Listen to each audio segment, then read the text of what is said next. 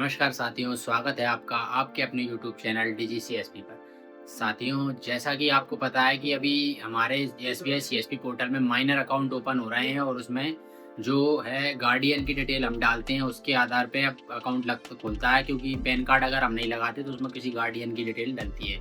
और क्या होता है कि पैन कार्ड लगाते हैं तब ये डिटेल नहीं मांगता, फिर कस्टमर के अकेले फिंगर से खुल जाता है। तो अभी क्या हो रहा है कि हम अकाउंट ओपन अगर कर रहे हैं तो उसमें लास्ट में गार्डियन डिटेल में कुछ चेंजेस की वजह से एरर आ जाता है और अकाउंट रिजेक्ट हो जाता है और अकाउंट फिर वो दोबारा नहीं खुलता। लगभग 1 डेढ़ महीने बाद उसको दोबारा ट्राई कर पाते हैं। तो इस प्रकार का जो एरर आ रहा है, तो ऐसा एरर अभी मेरे पास तो नहीं आया है। मैं क्योंकि जिस जानकारी के हिसाब से मैं अकाउंट ओपन कर रहा हूँ, उस प्रकार से आपको मैं आज की वीडियो में बताऊँगा कि आपको किस प्रकार से अकाउंट ओपन करना है, तो जिससे ये एरर नहीं आएगा और क्या-क्या चीज़ों का आपको ध्यान रखना है। तो वो चीज़ आप वीडियो में देख लेना। इसके अलावा वीडियो को स्किप मत करना, अगर कोई जानकारी छूट जाती है तो फिर बाद में दिक्कत आती है। तो आप पूरी जानकारी को डिटेल में देखना। आपको वीडियो अच्छा लगे तो वीडियो को लाइक ज़रूर कर देना, चैनल को सब्सक्राइब कर देना, बेल आइकन को प्रेस कर देना। तो ज़्यादा टाइम ना निकालते हुए वीडियो की शुरुआत करते हैं। चलिए साथियों, तो देखिए अब हम आ चुके हैं अपने पोर्टल पर। अब इस पोर्टल पे आप देखिए, यहाँ से हमको सबसे पहले आधार कार्ड डालना है। आधार कार्ड डिटेल डाल के हम आगे बढ़ाएँगे ना, तो इस प्रकार से ये डिटेल आ जाएगी। तो यहाँ से हम प्रोसीड करेंगे। ये तो वैसे भी आपको पता है, सब करते ही हैं, फिर भी मैं शुरू से ही बता रहा हूँ। तो देखिए अब अगली डिटेल ये आएगी। इस प्रकार से डिटेल पूरी आ जाती है। जब मोबाइल नंबर वेरीफाइड होता है, फॉर्म 60 करके हम प्रोसीड कर देते हैं। तो यहाँ पे ये रेफरेंस नंबर जनरेट हो गया है। यहाँ से आगे बढ़ाएँगे तो इस प्रकार से पूरा फॉर्म खुलेगा। अब यहाँ पे आप देखते चलिए कि ये पूरा एड्रेस वैड्रेस वाला ऑप्शन अभी खाली है, तो ये हम भर देते हैं इन सभी को। देखिए यहाँ पे अब ये सब आ गया है। अब यहाँ पे मेन चीज़ ये है कि अब यहाँ पे हमको देखना है, ये देखिए यहाँ पे क्या लिखा है, father mother guardian and spouse. तो यहाँ पे फादर मदर गार्डियन, तो यहाँ पे अब ये चीज़ महत्वपूर्ण है हमको देखने के लिए। अब देखिए यहाँ पे अगर आप फादर की डिटेल भरेंगे, फादर यहाँ पे अगर आप सिलेक्ट करते हैं, यहाँ पे किसको सिलेक्ट करना है, जो व्यक्ति बच्चे के साथ आया है। जैसे अगर उसके पिता आए हैं अपना आधार कार्ड लेके, तो पिता का डिटेल्स है, फादर सिलेक्ट होगा यहाँ पे, और यहाँ पे फादर की और डिटेल डलेगी, और नीचे जो मदर का लिखा है या मदर की डिटेल डल जाएगी। ठीक है, अगर बच्चे के साथ मम्मी आई हैं उसकी, तो मदर यहाँ पे सिलेक्ट करेंगे और यहाँ पे मदर का नाम डलेगा मदर के आधार के हिसाब से। बच्चे के आधार के पीछे के जो लिखा है उससे कोई मतलब नहीं है। यहाँ पे डलेगा जो आप आधार अलग से लाएं, जैसे बच्चे के पिता हैं तो पिता के आधार में क्या लिखा है वही स्पेलिंग यहाँ पे लिखी होनी चाहिए। First name, last name, middle name जो भी है इसमें। ठीक है, अब इसके बाद मदर आई है तो मदर। और अब इसके अलावा किसी किसी बच्चे के साथ क्या होता है कि उसके किसी किसी के फादर मदर रहते नहीं है, या तो किसी कारण से डेथ वगैरह हो गई है, या फिर आ नहीं या फिर किसी किसी के आए नहीं है, तो दादा दादी या बड़ा भाई बड़ी बहन वगैरह साथ में कोई और आया है, तो उस कंडीशन में हम किसको सिलेक्ट करते हैं, यहाँ पे गार्डियन। तो यहाँ अगर हम गार्डियन करते हैं तो यहाँ पे गार्डियन की डिटेल डलेगी। तो एग्जांपल के तौर पे आप देख लीजिए, ये देखिए मदर की अगर डिटेल करते हैं, हम मदर सेलेक्ट करते हैं, तो यहाँ पे हम मदर का नाम, और मदर का नाम उसके मदर के आधार के हिसाब से डालेंगे। बच्चे के आधार के पीछे क्या लिखा है उससे कोई संबंध नहीं है। यहाँ पे मदर के आधार के हिसाब से हम नाम डालेंगे, क्योंकि साथ में मदर आएंगे। इसके अलावा फिर फादर आते हैं, तो फादर की डिटेल इस प्रकार से भरेंगे, फादर के आधार में क्या डिटेल है वो भरेंगे। और अगर मदर फादर नहीं आए हैं, कोई और व्यक्ति आया, जैसे मेरे इस केस में क्या हुआ है कि बच्ची के साथ तो उसकी दादी आई थी, तो दादी की डिटेल देखिए मैंने किस प्रकार से डाली है, उसके गार्डियन करके। उसकी दादी का नाम ममता था, तो ये ममता करके मैंने डाल दिया है, और उसकी मदर का नाम बबली था, तो ये मैंने बबली करके यहाँ पे डाल दिया है। तो इस प्रकार से हम यहाँ पे डाल देंगे। अब आगे बढ़ते हैं। अब ये चीज़ जहाँ पे आपने समझ ली है, तो इसके बाद अब आगे चलते हैं। अब यहाँ पे देखिए, यहाँ पे आता है पेरेंट गार्डियन डीओबी। तो अब यहाँ कौन सी डेट ऑफ बर्थ डलना है, यहाँ पे डेट ऑफ बर्थ साथियों वही डेट ऑफ बर्थ डलेगी जैसे कि ऊपर जो फॉर्म हमने भरा था ये वाला।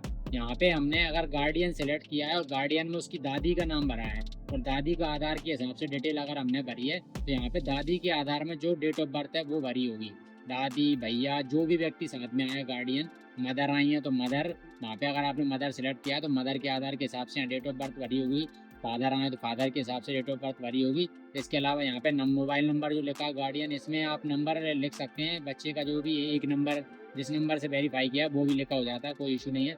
यहाँ पे कौन साथ में आया उसका आधार कार्ड, जैसे फादर आए तो फादर का आधार कार्ड, जिसकी आपने जो ऊपर डेट ऑफ बर्थ भरी है उनका ही आधार नंबर यहाँ पे आप भरेंगे, और इसी आधार के हिसाब से आपकी जो जानकारी ऊपर आपने इस वाले फॉर्म में भरी थी वो जानकारी आप भरेंगे।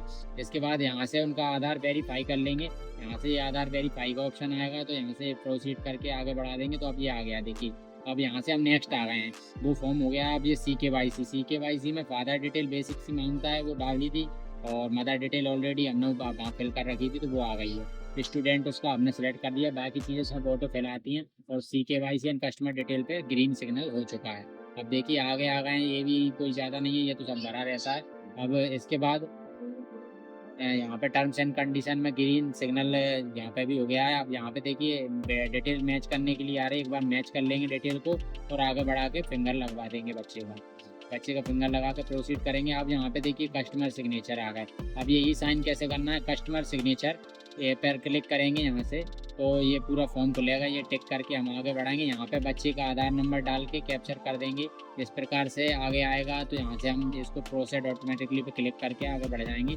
अब यहाँ पे देखिए राइट आ चुका है। अब हम पेरेंट सिग्नेचर पे आ गए। पेरेंट सिग्नेचर में साथियों किसका लगना है, आधार जिसका हमने वहाँ आधार वेरीफाई किया था, जैसे कि उसकी दादी का लगाया है हमने, तो दादी की डिटेल वहाँ भरी है, तो यहाँ पे भी हम दादी का करेंगे। यहाँ पे क्लिक करेंगे, डिटेल सिलेक्ट ये टिक करेंगे। इसके बाद यहाँ दादी का आधार नंबर डाल के कैप्चर कर दिया हमने।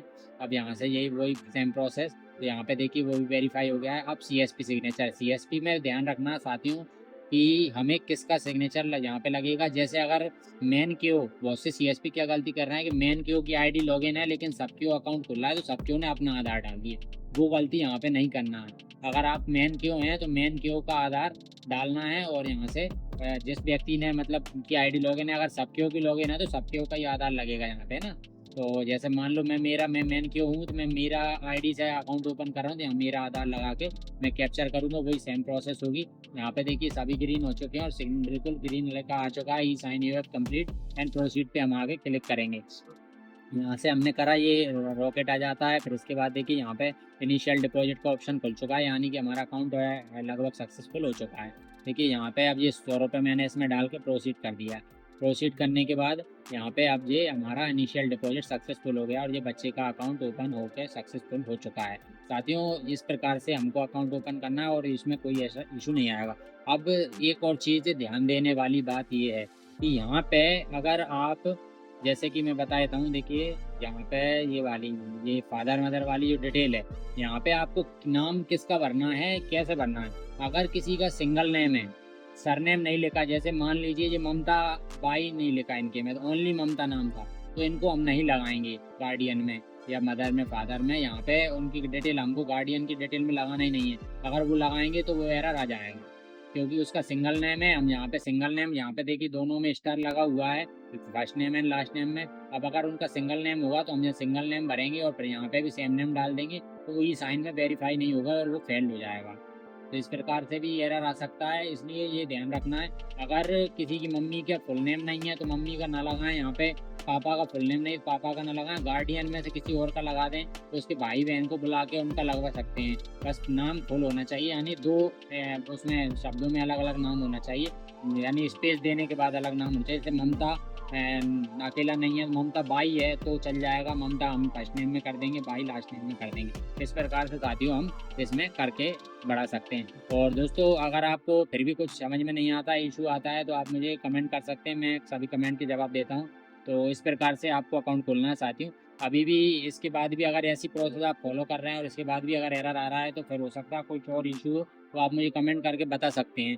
तो मैं अगर मेरे पास उसका कोई सॉल्यूशन आएगा, मैं उस पर भी वीडियो बना दूंगा। तो दोस्तों अगर वीडियो अच्छा लगा हो तो वीडियो को लाइक ज़रूर कर देना, चैनल को सब्सक्राइब कर देना, बेल आइकन को प्रेस कर देना। बहुत बहुत धन्यवाद साथियों।